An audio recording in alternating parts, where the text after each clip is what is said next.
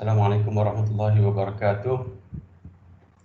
Innal hamdalillah nahmaduhu wa nastaghfiruh. Na'udzu billahi min shururi anfusina wa min sayyiati a'malina. May yahdihillahu fala mudilla lahu wa may yudlil fala hadiya lahu. Wa asyhadu an la ilaha illallah wahdahu la syarika lahu wa asyhadu anna Muhammadan 'abduhu wa rasuluh. Amma ba'du, fa inna asdaqal hadithi kitabullah wa khairal hadi hadi Muhammadin sallallahu alaihi wasallam. Syarrul umuri muhdatsatuha wa kullu muhdatsatin bid'ah wa kullu bid'atin dhalalah wa kullu dhalalatin finnar. Okey, untuk sesi hari ni saya dah buat slide lah. So tengok pada format ni kita ada dalam 15 minit pertama ni saya ingat kita go through kalau ada perkara umum yang kita nak bincang. Kalau kawan-kawan lain ada nak share, boleh utarakan lah. Ini saya pendekkan jadi 16 minit sebab hari ni 10 suku tu macam ada presentation. Okay, kalau tak ada 16 minit ni, saya akan sambung dengan bahaya riba. So hari ni tajuk perkara umum yang kita nak bincang adalah tentang riba. Dalam slide ni saya dah letak beberapa hadis, lepas tu kita bincang lah pasal riba. Nombor 2 kita baca surah Yasin, saya ingat dalam sampai ke ayat 40 atau 54 lah tengok. Lepas tu kita cuba kupas balik ke PB, buat revision balik pusat pertama ke pusat kedua, ataupun kalau kawan-kawan ada soalan nak tanya tentang surah Yasin boleh kita bincang lah, sebab saya rasa lagi interaktif ni lagi bagus lah kan. Nombor 3 ni penutup, kalau ada soalan-soalan ataupun nak ulas lepas tu. So kita pergi kepada bab riba. Apa yang trigger riba ni sebenarnya hari tu saya tengok kat FB kan, KWSP tu kan, Dr. Zahrudin kot dia ada forward satu artikel. Dia kata, saya tak silap saya dalam, mungkin saya silap ni 80% Muslim masih lagi belum tukar KWSP tu kepada syariah compliant. So ramai lah. So dalam hari ni punya sesi ni saya nak cerita sikit betapa bahayanya riba sebenarnya dalam hidup kita lah. So saya baca hadis pertama dari Abu Hurairah radhiyallahu an, Rasulullah sallallahu alaihi wasallam bersabda, riba itu ada 70 dosa. Yang paling ringan adalah seperti seorang menzinai ibu kandungnya sendiri. So bayangkanlah, riba ni 70 tingkatan dosa dia. Dan tingkatan terbawah adalah seperti benda yang kita tak nak sebut pun kita takut kan. So begitulah keadaan riba ni, bahayanya, teruknya riba ni. Hadis ni hadis riwayat Ibnu Majah. Hadis ni sahih. Hasan sahih. Hadis ni hasan. Hadis kedua daripada Ibnu Mas'ud radhiyallahu an, dari Nabi sallallahu alaihi wasallam. Nabi sallallahu alaihi wasallam bersabda, riba membuat sesuatu jadi bertambah banyak. Selalunya kita ambil loan ni dengan riba lah, dapatlah duit kat kita kan. Ataupun yang memberi riba bank tu, dia banyak lah. Mostly bank yang konvensional ni, dia punya keuntungan pun datang pada riba. Sebab bagi pinjam ke orang kan. Namun hujungnya riba makin membuat sedikit. Sedikit ni dalam konteks ni terjemah kata berkah lah. Hilang keberkatan dia. So riba ni kita kena ambil cakna banyak. Hadis riwayat Ibnu Majah, sanad hadis ni sahih. Okay, saya pergi ke page keempat ni. Satu lagi, ini tak berkenaan dengan riba tapi dia ada kaitan dengan riba. Dalam hadis Abu Hurairah radhiyallahu an, Nabi sallallahu alaihi wasallam menceritakan ada seorang lelaki yang telah menempuh perjalanan jauh sehingga rambutnya kusut, masai dan berdebu. Orang itu mengangkat tangannya ke langit seraya berdoa, "Wahai Rabbku, padahal makanannya dari barang yang haram, minumannya dari yang haram, pakaiannya dari yang haram dan diberi makan dari yang haram. Bagaimanakah Allah akan memperkenankan doanya?" Hadis riwayat Muslim ada sahih. So hadis ni Nabi beritahu kat kita yang doa tak makbul lah, tersekat doa kita atas sebab yang datang kepada kita ni haram, termasuk riba. Katalah pendapatan kita pun datang dari riba, ataupun ada calik-calik riba lah, terkena maybe 70% tak riba, 30% riba. Tapi orang tu termasuk dalam ancaman Nabi ni. So bila kita doa, Allah tak makbul, antara sebab. Secara umumnya doa ni 100% makbul. Ini secara umum doa makbul, sehingga ada yang menghalang doa tersebut. Salah satu penghalang doa adalah menentadalah orang yang buat dosa makan. Ini mostly cerita pasal makanan ni. Makanan, minuman ni yang haram, termasuk dengan riba. Sebab riba tu duit kita dapat kan, kita beli makanan untuk anak kita apa semua. Cuma kena ingat, kalau kita yang buat dosa, kita tak pergi ke second layer, third layer. Katalah kita yang duit riba tu, kita beli makanan untuk anak kita makan. Anak kita makan halal, tak ada masalah. Anak kita tu tak termasuk dalam hadis ni. Yang termasuk adalah orang yang pertama tadi. Dia seperti konsep yang kita pergi kat supermarket kan, orang depan kita mungkin duit dia tu duit daripada hasil riba lah, ataupun dia judi. Kita tak tahu pun bila dah ada transaction tu, duit tu dah pakai kita. Duit tu dah sampai kita dah tak ada apa dah. Hubungan dosa ataupun pahala duit tu datang berkait ataupun terbersangkut dengan orang yang pertama tadi. So ini kita kena faham sikit, tidak nanti kita jadi pelik kan. Untuk diri kita tak apa, nanti kita nak beritahu orang lain salah faham daripada hadis ni. Okay, so maksud dia hadis ni orang yang ada riba, ada yang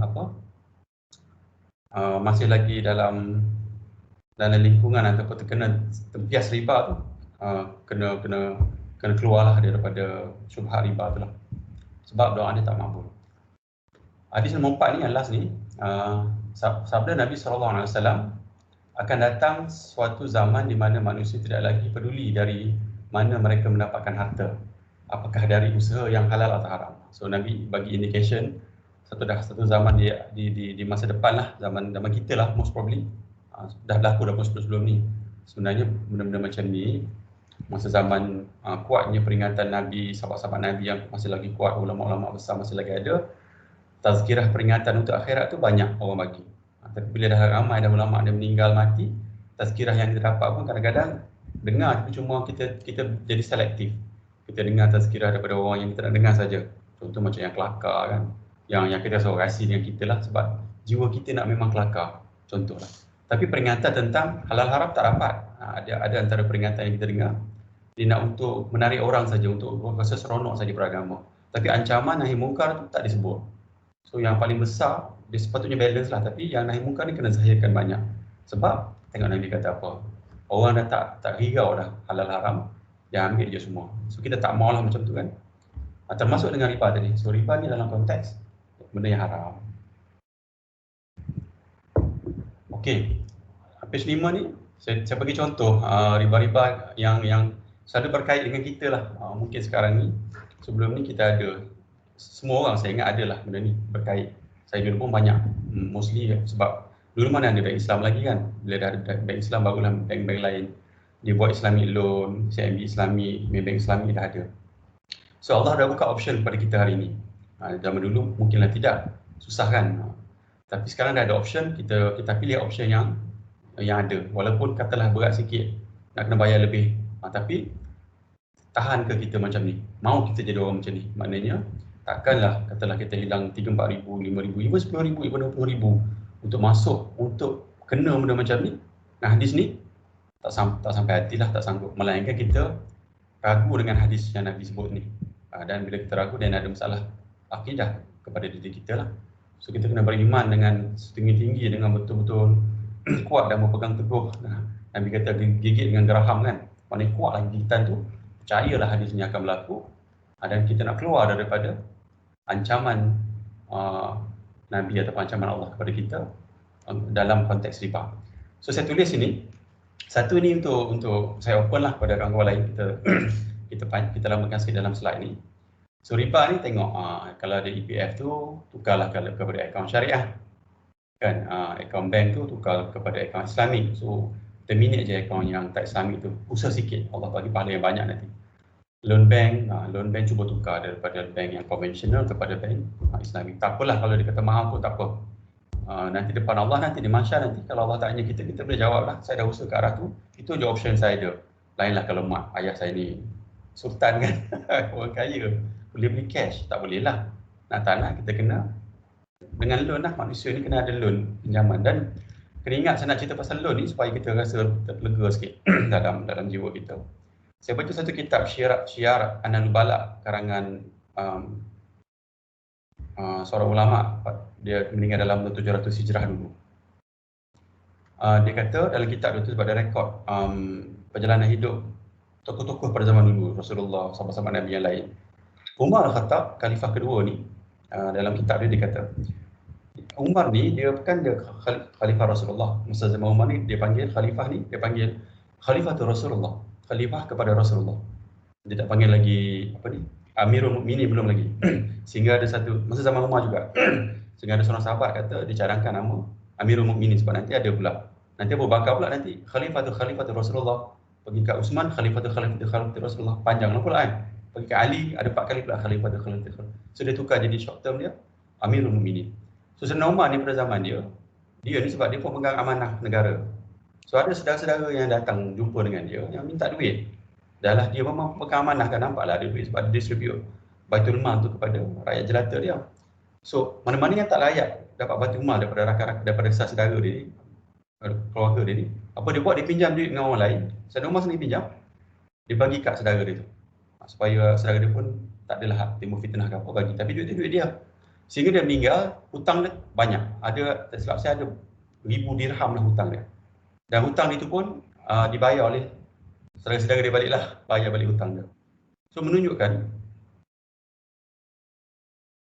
so nak ceritanya kat sini yang loan bank ni maksud dia, zaman Nabi, zaman sahabat Nabi masih ada masa mereka pinjam duit pun. So tak pelik lah orang pinjam duit ni. Cuma kita ambil saluran yang betul. So kalau lah kita ada loan bank ni, kita tukar kepada akaun yang Islami. Nombor 4, tengok kredit card ni, kita tukar kepada kad Islami. Nombor 5 ni unit trust. Sebelum, saya ingat lagi masa EPF dulu, kan kita boleh keluarkan untuk masuk labur ke unit trust. So unit trust dia ada option Islami. So saya keluarkanlah EPF saya ni masuk dalam unit trust supaya dapatlah, adalah portion yang Islami lah sedikit. Sehingga EPF ni dia kata dia dah buat 2 akaun berbeza. Satu syariah, satu lagi yang konvensional. So kita sebagai Muslim yang nak jadi orang mukmin, kita buatlah so unit trust, tukar kepada perbankan Islami balik. Ataupun yang dah ada kita convert lah kalau boleh. Rugi, betul rugi, tapi saya rasa sangat tak setimpal lah. Maksud dia, dengan sedikit rugi dunia ni, kita akan dapat banyak manfaat di akhirat nanti. Nombor 6, loan bank, kereta, personal rumah, tukar kalau Islami. So saya nak share lah satu lagi hadis yang saya tak bawa kat sini, saya cuma daripada ingatan saya saja, maksud dia saja. Hadis yang sahih, Nabi ada sebut yang Allah Ta'ala ni takdirkan di Allah ambil, kalau sahabat paling pandai dengar hadis ni, boleh share sekali lah dengan saya. Allah ambil orang paling susah atas dunia ni, Allah celupkan dia sekejap dalam syurga. Celup sekejap kan, macam kita minum air, celup biskut kan, sekejap lah celup. Okay lah, biskut keras lebih lama lah sikit kan. Celup sekejap, angkat. Dan Allah tanya balik, sahabat yang di atas dunia paling susah, dia tanya balik, ingat lagi tak kepayahan di dunia? Orang tu kata tak ingat langsung dah. So nak cerita je pada hadis tu, kepayahan kita untuk tukar ni, untuk jauhi daripada riba ni sebenarnya, kalau banding dengan apa yang kita dapat selepas mati nanti, Masya Allah sangat besar. Sampai saya ingat kita pun tak akal kita tak boleh fikir lah, tak ingat lah pun dengan kepayahan 3-4 ribu yang kita hilang hari ni, ataupun mungkinlah paling banyak bolehlah kata hilang 20 ribu ringgit aku hilang pada atas dunia ni. Tapi kebaikan di Bukhsyar nanti, Masya Allah sangat-sangat besar lah Allah bagi. Dan kita terkeluar daripada ancaman Nabi sebut ni, ancaman Rasulullah. Okey, saya buka dulu, lepas ni kita baca Quran lah sekejap. Saya buka kepada rakan-rakan yang kalau ada ni nak tanya soalan ataupun nak share, kita buka. Panggil nama ni. Kim macam on tu. Di, Hakim nak tanya sikit pasal ASB. Kan dia ada macam ada conflicting information lah between the two kita punya Islamic scholars. Satu cakap benda tu harus, satu cakap benda tu haram. Sebab konsep dia macam dalam, ada reason kenapa dia harus, ada reason kenapa dia haram. And I think I tend to agree both hujah. Tapi I mean, what's the way forward for that? I mean, for Islam, for a Muslim, diorang boleh proceed dengan benda tu ke, ataupun it can be considered, bukan the whole thing is haram kan, dia ada macam bercampur dengan benda yang bukan halal. Betul. Ni ESB kan. So ESP ni saya pernah baca dan juga pernah dengar lah ke kuliah. Duduk tak Sri lah selalu sebut sebab dia antara orang yang awal dipanggil untuk jadi ahli majlis fatwa ke apa untuk ESP masa tu. Okay. Saya backtrack sikit supaya kita faham lebih background dia. Asalnya dalam majlis fatwa kebangsaan, betul. Majlis fatwa kebangsaan dia fatwakan ESP ni harus maknanya boleh lah kalau kita nak ambil pandangan harus. Cuma kita ni sebagai ahli ilmu student ni kita nak explore lah. So asalnya masa dalam perbincangan mereka di majlis fatwa tu, konsep dia kata pada masa mereka berkumpul tu, duit ESP tu masih lagi ada unsur haram, masih ada unsur riba. So planning majlis fatwa kepada ESP yang menguruskan ESP, pada satu ketika nanti, maknanya macam buat long term plan lah 5 tahun, 10 tahun. So dia akan bersihkan semua duit ESP tu, jadi maknanya pelaburan dia pergi kepada yang halal. Cuma problem dia sekarang ni, yang long term plan tu ikut ke tak? Macam contohnya katalah dia ada 10 years plan kan, planning. Maknanya dia target by 10 years, daripada start dia keluarkan fatwa halal tu, dah 100% halal ke duit dalam tu, ataupun pelaburan ESP. So kat situ persoalan dia lah.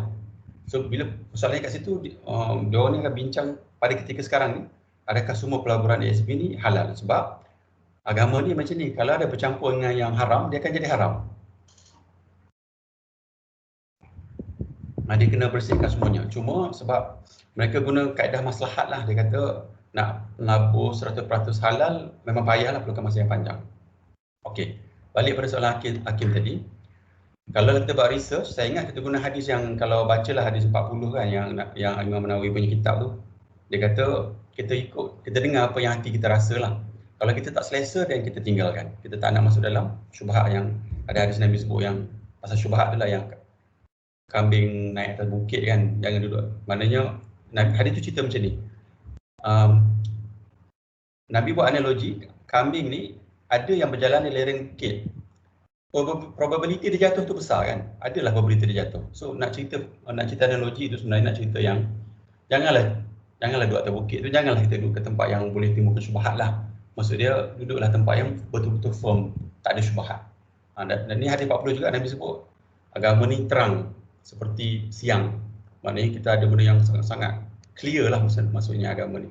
Dan malam lah yang memang betul-betul gelap. So agama ni dia macam tu, dia tak ada kat tengah. Syubhat ni kalau boleh kita tinggalkan.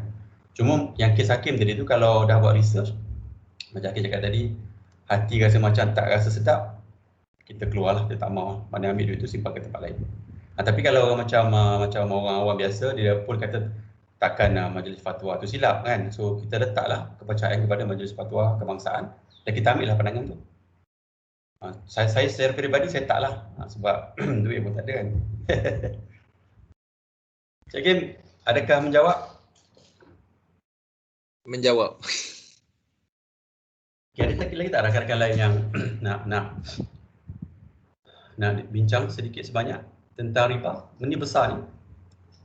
Tak apa, dalam sebab macam ni. Nabi pun dakwah kepada orang di Mekah lama kan, berapa 10-11 tahun. Dan berapa orang je masuk Islam. So, lepas tu pergi kepada Madinah barulah terbuka seluas-luasnya. Nak ceritanya kita ni untuk berubah ambil masa yang lama sebenarnya, sebab benda kita buat lama. Dan saya nak relatekan dengan hadis satu lagi. Ni hadis sahih yang Nabi cerita yang pada zaman dahulu lah, tak tahu zaman bila, yang kes yang penjenayah ni dia nak cari, dia dah bunuh 99 orang dalam hidup dia. Lepas tu mungkin dia dah rasa macam nak bertaubat ke apa. Dia pergi berjalan, dia jumpa dengan seorang alim, seorang yang pandai lah, seorang yang ahli ibadat. Dia tanya ahli ibadat tu. Dia kata, saya ni banyak buat dosa, dah bunuh ramai orang. Boleh tak saya nak bertaubat lah. Tapi ahli ibadat tu jawab, tak betul. Dia kata, dah banyak dosa, mungkin Allah tak boleh ampun lah. So apa orang ni buat? Dia bunuh orang alim tu.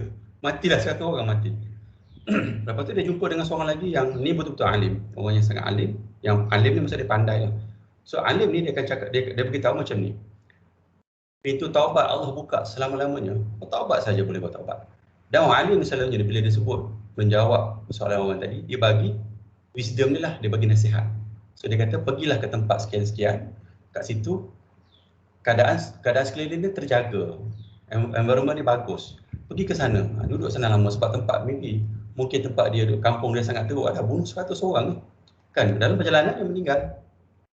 Dan Allah ni dia takdirkan supaya kita boleh fikirlah, Allah takdirkan ada malaikat, 2 malaikat datang ukur. Malaikat rahmat satu malaikat saya tak ingatlah. Dia ukur jarak daripada tempat yang teruk tadi dengan jarak yang tempat yang dekat. So dekatlah. Mana jarak tu kalau 200 meter, takkan 200 meter kot. Katalah 5 km lah 2 meter kan. Dekat dengan, lebih dekat pergi ke tempat yang baik. Allah takdir orang tu Allah pun. Sebab dia dah ada kehendak untuk buatlah benda baik. So samalah dalam konsep yang ni. Kalau lah kita ada benda-benda riba ni, kalau boleh kan kita cuba usahalah hari ni. Bukan esok terus buat. Maksud dia mungkin ambil 5 tahun. Kan mungkin ambil 10 tahun tapi apa ni pegangan yang kita nak buat ni apa ni tekad ataupun rasa nak buat tu ada. Nak pun nak ubah pun. Saya nak buat tapi ada kekangan. Of course lah benda baik ni sentiasa ada rintangan yang Allah bagi ataupun mungkin syaitan pun duk bisik-bisik kat kita kawan. Tapi jangan lemahkan semangat lah, kita cuba selamatkan diri kita lah. Dan hari ni pun nama program kita pun tazkirah kan, so kita bagi nasihat lah sama-sama insyaAllah. Okey, ada soalan lain? Kalau tak kita pergi baca surah Yasin lah.